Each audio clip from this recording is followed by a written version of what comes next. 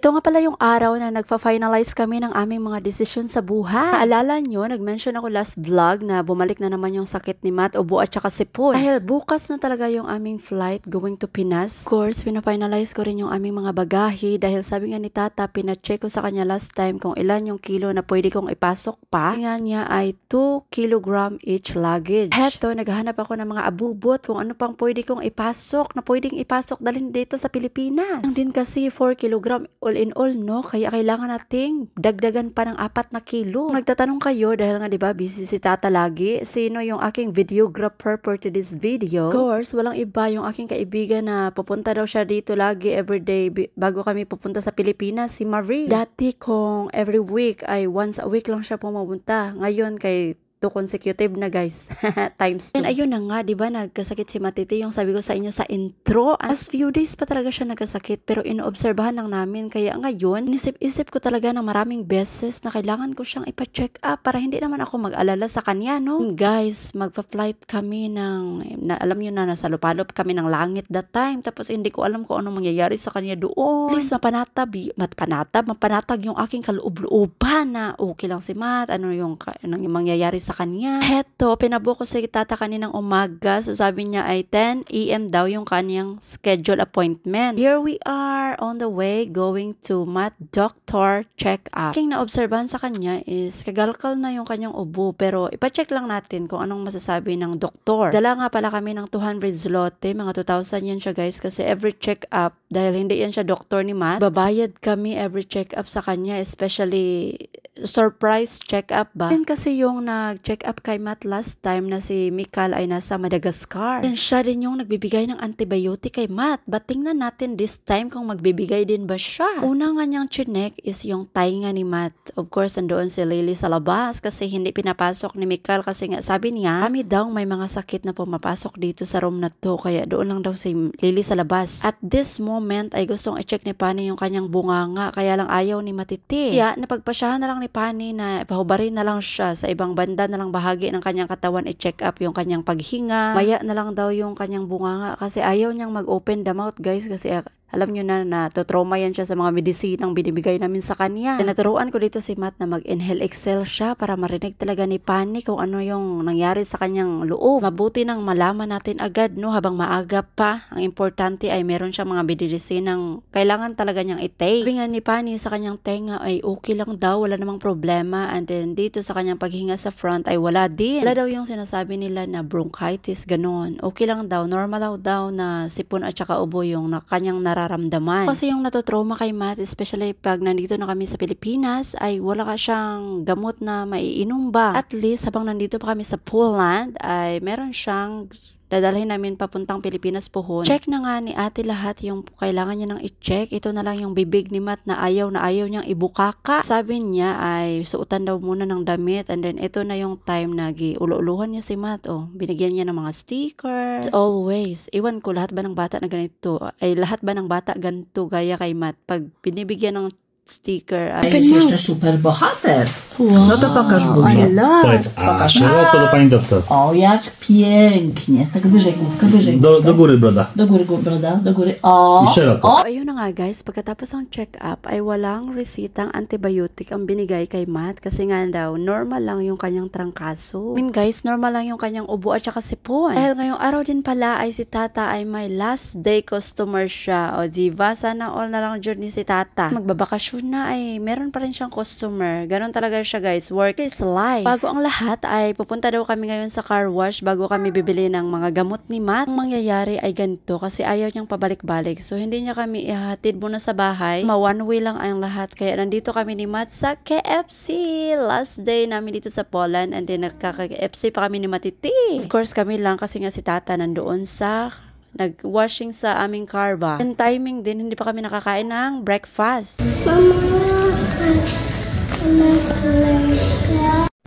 Okay? Open your KFC now. Wow! It's a lot. Now I can try this one.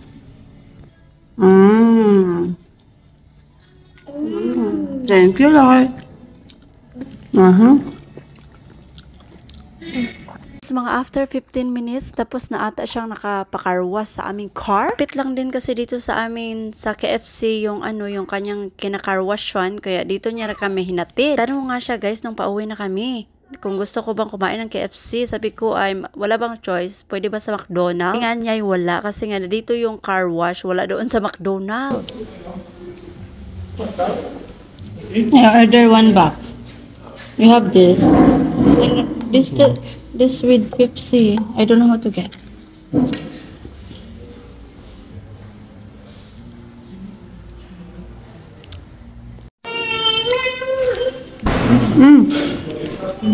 For me or Mama? No. No. I give you that. You still have one? What is this or this?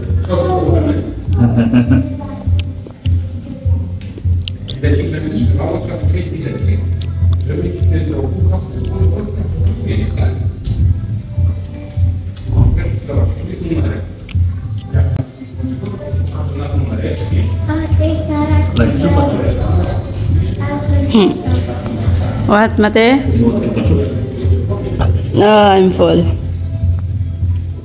Please. You're hungry, baby?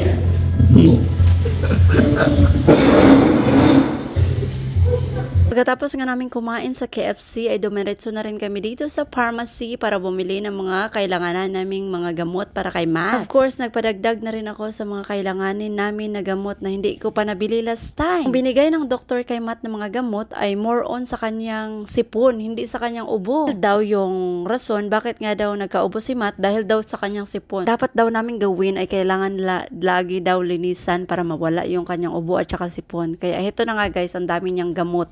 Hello guys, for today's miniserye ay finally natapos ko na rin na-impake yung aming 3 bagahe and then 25 kilo na talaga, wala nang sobra. Tapos na pala ng hapon, 12:20 PM yung aming boarding time, kaya ngayon palang gabi dito sa amin ay chinecheck na namin kung ano yung kulang at sobra charis. Naman bukas ay hindi na ako ma-stress kasi kailangan 12 noon pa lang ay nakalarga na kami papunta sa airport. Ni Tata ay perfecto petroleum na daw yung aming bagahe kaya dadalhin niya na daw, i-ready niya na sa baba. Of course, dahil sira tong kulay black na maleta namin, kailangan niya daw lagyan ng tape para hindi kami magka-problema bukas doon sa check-in. Ready na talaga kami, especially si Matt. Excited na siya pa Pinas. Sa SF, yung sa isip niya, every time na makakarinig siya ng Pilipinas ay magsiswimming daw siya. Kaya ayan guys, nagsasabi siya sa akin kung ano yung mga dadalhin niya. Kasi nga niya, kinabukasan, ito na talaga yung flight namin. Guys, ang aga-aga nilang gumising. Feel ko na excited sila sa aming flight. Sing pa lang ni Matt, sabi niya, Mama, it's morning and today we are going to flight. Meron na talaga siyang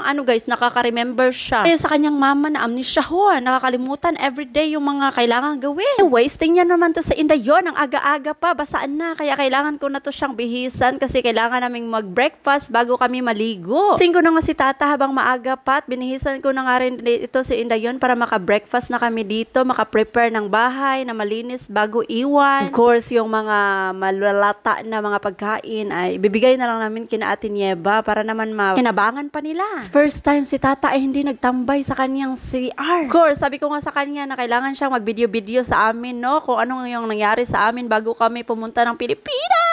So, ayan na nga, pinapaakyat ko na tong aking mga junakis. Isa nga pala kami kumain. Then after that, pinalaro ko na tong si Matt para naman mamaya sa airplane ay matulog na siya. This time ay pinaakyat ko na sila dahil nga ay maliligo din kami para naman humot, no? Kasi whole day talaga kaming walang ligo at magpa-flight kami, sana nga makatulog akit. Bilis ang ligo nga lang pala ako kasi guys, napakabilis ng oras. Si Lily ay pinabatab ko, si Matt na yung ine-next ko, kaya si Tata sabi ko sa kanya na tulungan niya akit. Siya na yung magbatab kay Matt kasi ako ay magpajujo kay Lily mamaya after nito. Kailangan busugin para hindi mag-tantrum si Lily sa airport. Kailangan ko na nga yung pagligo sa kanila para naman meron akong extra time na makapag-isip kung ano yung kulang, ano yung dapat ipang tapon dito sa aming bahay. Kaya ni Tata ay before daw kami mag-flight ay kailangan din niyang mag-gym. O diba, kailangan mag-gym daw siya para fit and right. Of course, dahil aketch ang mother, kailangan kong i-prepare ang aking mga junakis and then everything na kailangan i-prepare. Si Matt ay nagkakasakit siya and then yung kanyang mga gamot ay nilagay ko lang sa aking hand carrying bag. Naman if ever mamaya ay pwede ko lang siyang makuha agad at mapainom sa kanya. Fitan ko na nga to si Lily ng sleeveless. Tapos ito na yung ikalawa niya kasi alam nyo naman na kailangan naming mag-modest muna dito sa Poland dahil malamig. Kami magwalwal sa Pilipinas guys kasi dito sa Poland winter pa. Kaya bago kami pumunta sa airport dapat naka-lutin mo ako. Charis.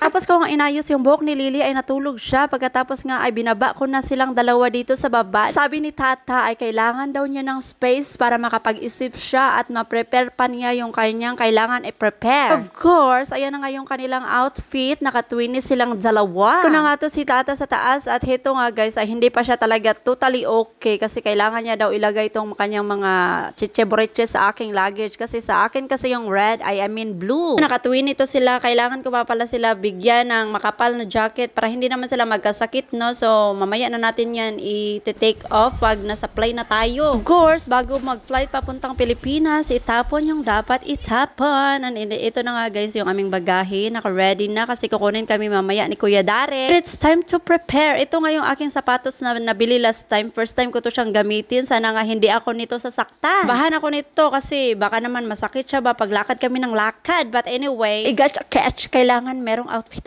Charis. Fit now, iyak later. 12 noon guys, dumating talaga si Kuya Darek. On time talaga sila dito guys. Hindi kayo sa atin pag magsabi tayo ng 12 noon, darating 1 PM.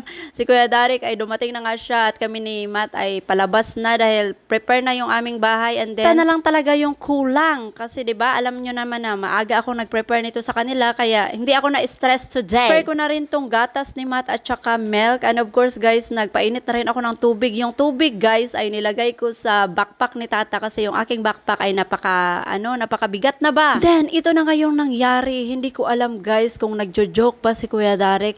Lumabas na kami dito that time. And then si Kuya Darek, ayan na nga yung kanyang car. Sabi niya ay may nangyari daw. Tok daw yung sa loob ng backpack. Oh my gosh guys, na ay nako, sana hindi pa kami malit kasi nga nagdala ako ng ininit tubig ni Matt. Tapos nilagay ko sa bag ni Matt ni Mikal. Tapos hindi ko naman akalain na mag-explode pala yung hot water, yung thermos ba na pinaglalagyan ko dati ng hot water. Hindi ko alam bakit ngayon nag-explode siya. Dati hindi naman yan siya nag-explode. Grabe, basa pati laptop, yung MacBook na binigay ni Mihaw sa akin, nabasa. Oh my God. Kinakabahan ako, galit na galit si Tata kasi kanang basa lahat yung kanyang mga damit. Lahat talaga yung backpack hastang basa tapos napakainit pa kasi bagong pa yun guys, bagong boil ko ba? Wait, i-close ko tong car. Bagong init ko pa yun tapos pag init nilagay ko diretso tapos gin-close ko agad. Hindi ko alam paano. Wala, sana inopen ko yun para naka-breath siya. Hindi ko kasi inopen. Dito na kami, at least kami kay na-ready ko na sila ba. And then Lily is here. So si Tata na lang yung naiwan at saka si Kuya Dari kasi nag-unpack si Tata ng mga basang mga gamit niya na sa kaniyang backpack. Sana ako na lang yung nagdala nun. Sana okay lang yung MacBook. My God. Kinakabahan ako, galit na guys si Tata pag akyat ko kasi akala ko nagjo-joke lang si Kuya Darek. Yeah! There's a cat there. Padu.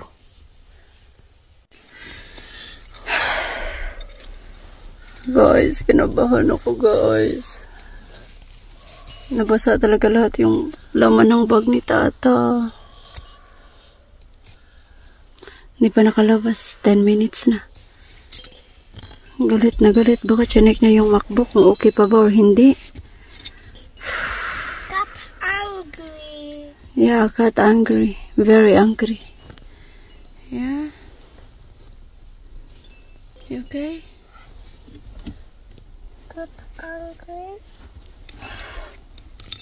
For half hour pa talaga nakalabas si tata. Kinakabahan nga ako pero okay naman siguro yung mood niya kasi pa katawa silang dalawa ni Kuya Darek. Hindi ko naiintindihan kasi nagpapuli sila. Gilibak guro ko nilang duha. Anyways, nagsorry naman ako sa mga nagawa ko sa buhay sa kanya. Kasi ako yung dahilan bakit ko nilagay doon yung mainit na tubig ni Matite. Huli ay papunta na kami sa airport and then sana hindi pa kami malate, Lord. And I'm so excited and kinakabahan din. Ngayon nadala ni tata lahat yung kailangan niyang i-unpack.